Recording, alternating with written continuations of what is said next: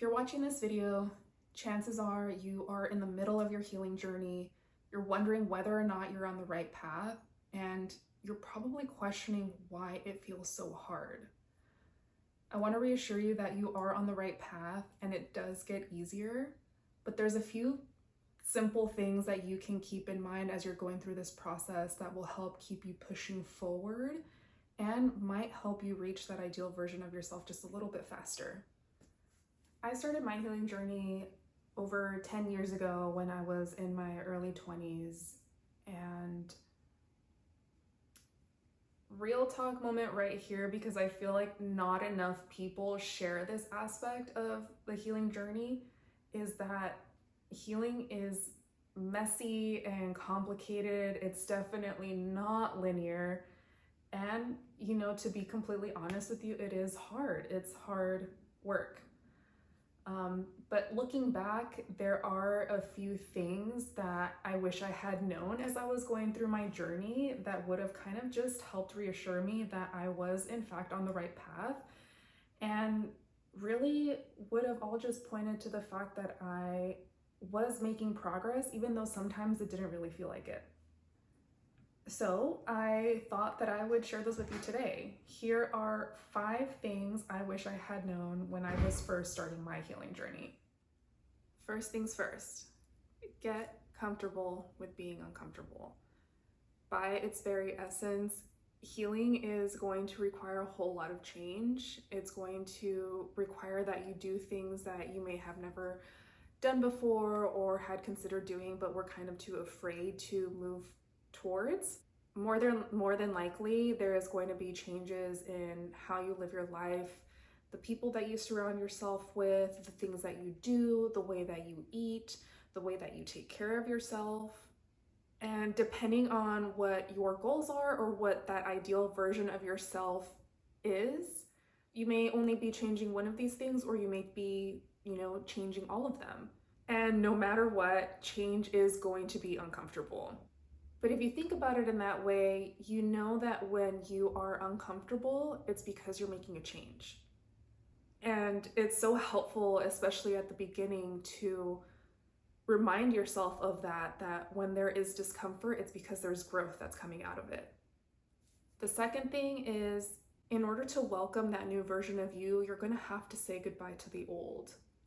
And it's okay to be a little bit sad about it too. When I made the decision to start living my life in a way that was in better alignment with who I wanted to become, I noticed that things in my life just started to naturally fall away. Friendships, relationships, certain pastimes that at the time I found enjoyable or thought were enjoyable kind of just started naturally disappearing out of my life. And up until that point, these were things that were a big part of my life, and it was really hard to let things go, especially at the beginning. I had a lot of resistance to that. I wanted to hold on to everything because it did make me uncomfortable to let all of those things go. But then there came a point in my journey where I realized that shedding those layers of who you once were in order to create space for all of that new stuff to come in was really something to celebrate. And that does not mean that you can no longer enjoy spending time with certain people or doing some of those things. It just means that you're going to learn how to be okay with creating the space that you need to create in order to call in that higher version of yourself. The third thing that I had wished I'd learned just a little bit sooner is that your experience of the outer world is a direct reflection of your inner world. Embracing this as truth was truly something that was super empowering for me, and something that I wished I had learned so much sooner, because it allows you to realize that you have so much more control over your experience of things than sometimes we allow ourselves to believe.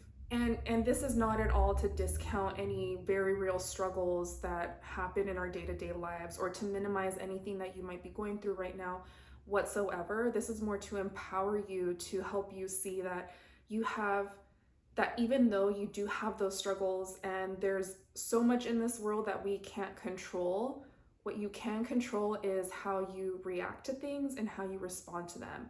And you have that choice to create the experience that you want for yourself out of your life. For a very long time, I used to struggle with pretty debilitating anxiety and depression. And it was actually that part of my experience in my early 20s that led me down my own healing journey. And one of the biggest things that allowed me to move out of that anxious and really depressed state was to surrender and let go and live more from a place of gratitude and love. And that allowed me to just cultivate such a peaceful existence for myself that previously I had thought was going to be impossible for me to ever achieve.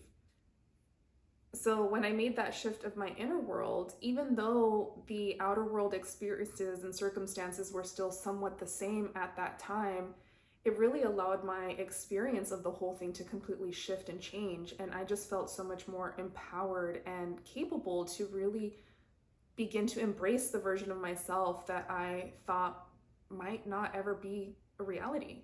And so once you can make that shift for yourself, you'll realize that you're so much more powerful and capable than you give yourself credit for.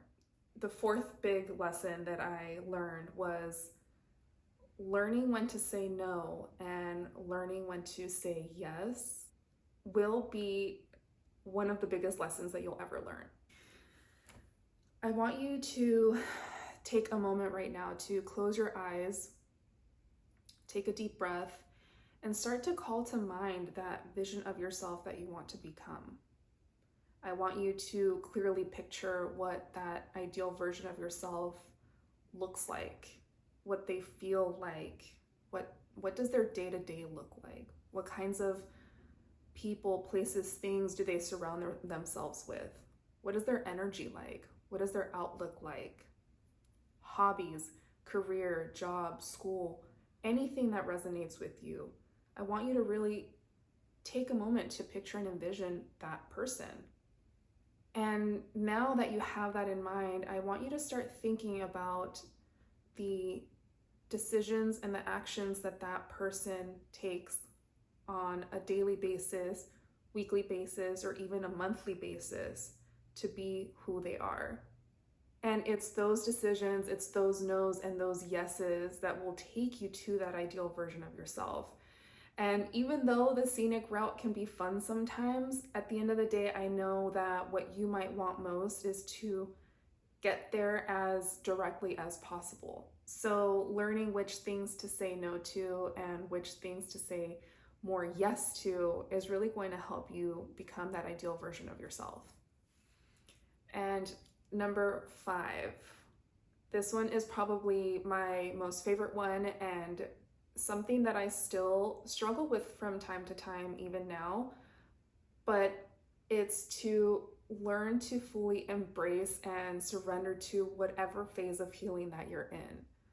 Whatever phase of healing that you're in, any personal challenges or struggles or lessons that you might be learning right now, it is all for your greatest good.